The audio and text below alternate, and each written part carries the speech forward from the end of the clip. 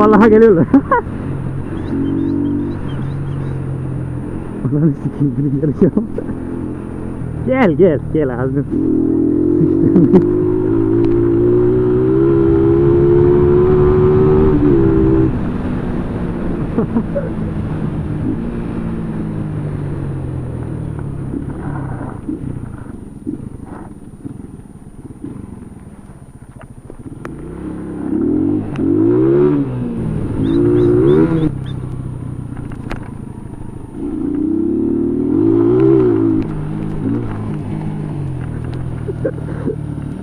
Gel. Ananı sikeyim.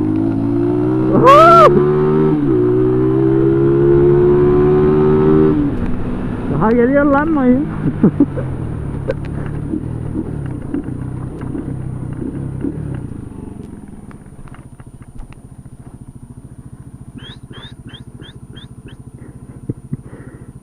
Orası bir çocuğu.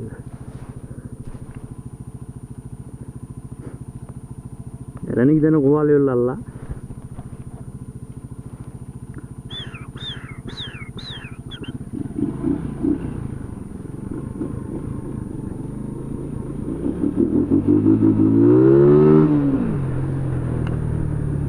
Bak şerefsize bak.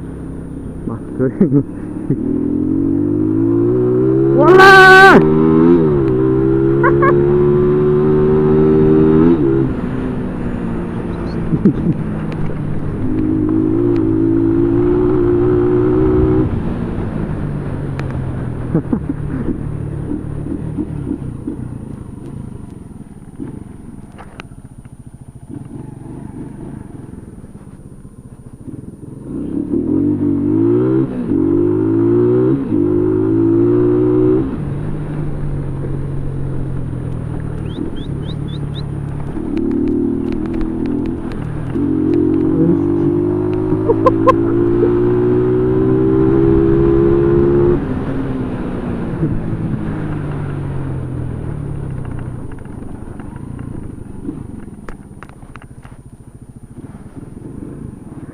Adam geliyor ananı.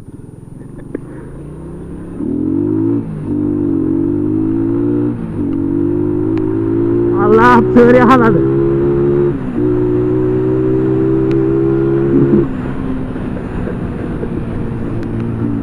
Şerefsiz adam geliyor.